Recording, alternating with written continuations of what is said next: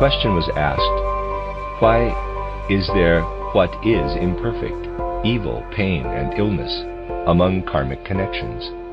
Do not well-intentioned thoughts from a human spirit bring about a karmic balance? The thought of a merciful, forgiving God is closer than that of a strict, righteous God.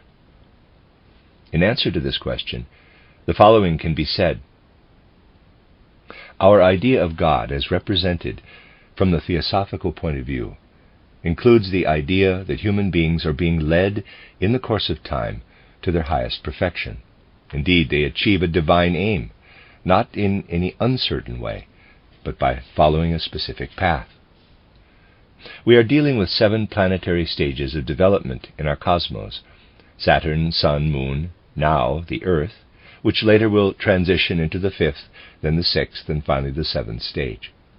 We can obtain something of an idea of 3 of these stages, that is, the Moon, the Earth, and the future planet Jupiter. We call our planet the Earth, the cosmos of love. The next stage, Jupiter, is called the cosmos of fire. The previous planetary stage, the Moon stage, is called the cosmos of wisdom. The most highly developed beings of the present condition of the Earth are called the masters of love and compassion. The masters of wisdom were the most highly developed beings of the Moon development.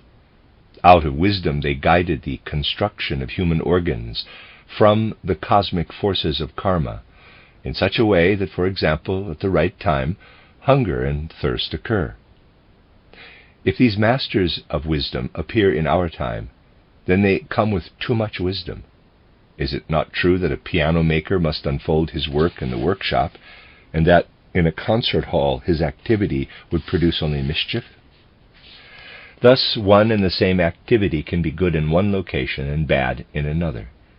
This is true also for these masters of wisdom. Since they have too much wisdom, they would, as a result, create mischief here on the Earth, just as a piano maker would create mischief in a concert hall. If the masters of love and compassion were to bring too much of our Earth over into the next planetary stage of evolution, then they would become a kind of, quote, brothers of shadows, close quote.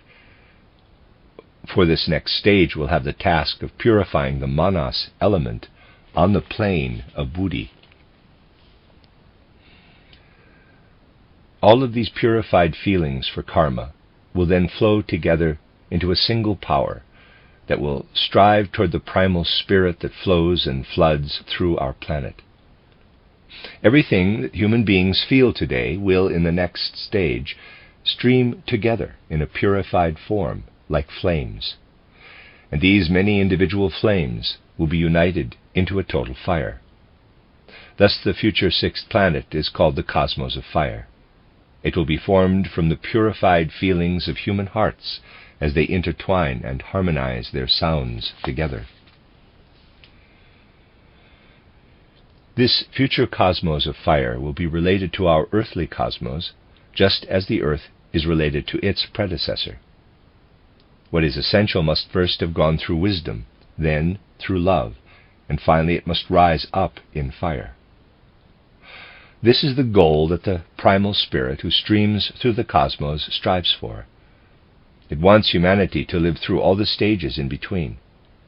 Human beings are not simply to arrive at perfection. It is essential for them to traverse all the individual stages in order to experience the richness of existence. These in-between goals could not be attained unless diversity and manifoldness in time and space were present. In space, various steps of existence are present alongside one another. But beings also live one after another in time and pass through various epochs, various stages. Thus the primal spirit strives for diversity in space and time. It causes beings to progress toward perfection through their own efforts. It allows beings really to undergo each individual lesson. Karma can work only in such a way that perfection corresponds to the imperfection it replaces. Imagine a child that should grow and develop so that it can be perfected in its later stage of adulthood. First, it must learn everything. It must learn to stand and walk. It must learn to hold itself in balance. In doing so, it will frequently fall to the ground. Unless pain were associated with falling, the falls would have no effect toward perfecting the child's abilities. For life to become perfected, imperfect life must be present.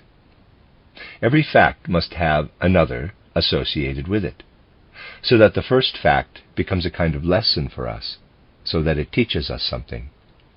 Theosophy shows us this. Every station on our Earth's path of evolution means a learning through which we ascend to the highest degree. Thus we are to understand life as learning. The divine primal spirit is giving us the opportunity to learn as much as possible from life. A God who only forgives would prevent us from learning. Every deed becomes a source of knowledge.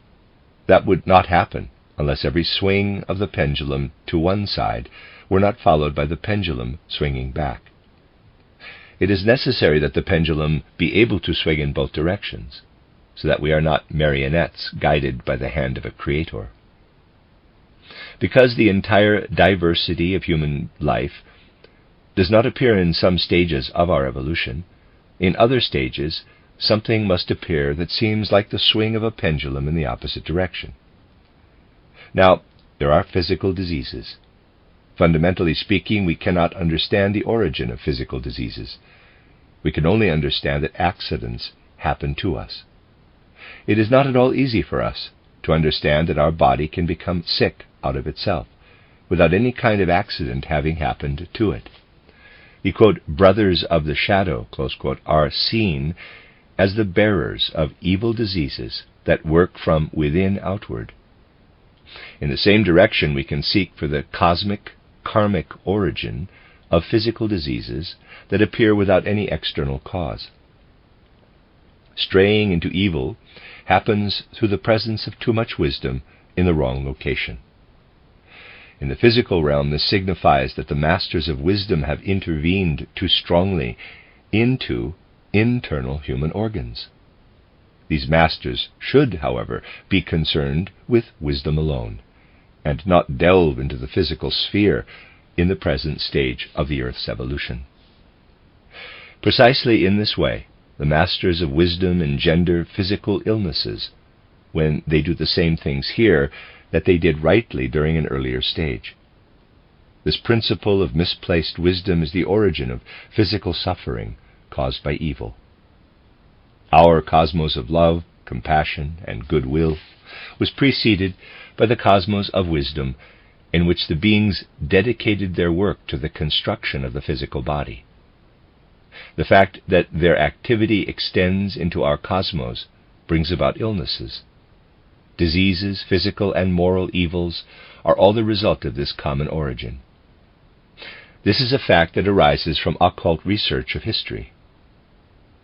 I have shown how our age, through external research, has come to the point that spiritualization by means of theosophy is necessary. Western science has arrived at the gate of theosophy and now knocks at the door. Out of itself it cannot find satisfactory solutions. Cesare Lombroso's research, for example, is in itself justified. He sees the physical and soul aspects of human beings as very related. He sees abnormalities and illness among criminals as very related. He found purely physical abnormalities and irregularities of the physical among criminals. He measures the skull, seeking asymmetries and abnormalities. He maintains that where a moral shortcoming is present, a physical disharmony can be found. In this way, he moves morality and physical illness very close together. Thus, physical science arrives at convictions to which occultism also leads. But theosophy knows that in cases of moral and physical illness, we are dealing with the karmic extension of the lunar epoch into our earthly actions. These are cosmic, karmic effects that lead to deep penetration into the physical world. Now, you will see why those who have the ability to see into the astral world can be entirely different doctors from those who lack this vision. During the lunar epoch, everything that happened there was much closer to the astral world than today. Astral forces were much more active, much more fluid. They were much more powerful. For that reason, an astral seer can follow the connections that exist between our world and the lunar world. He or she must be able to look from the physical effects to the astral causes. We must attempt to imagine this in a picture. Imagine that the astral was water and is now frozen, so that we can see into the ice and behold everything that was there earlier. Paracelsus, who saw this, was in a position to find a great number of healing processes that are not understandable to ordinary doctors. He was in a position to impart the causes of illnesses in the physical realm through his vision. That is, he could see the causes of illnesses in the previous epoch of the earth. He said that we must be able to cure not just the earthly, but also the sidereal human being. In our words, this means we must also be able to cure the astral aspect of a human being. Paracelsus saw the relationship between the effects of the physical medication and the cause of the illness, and he also saw the effects of the medication.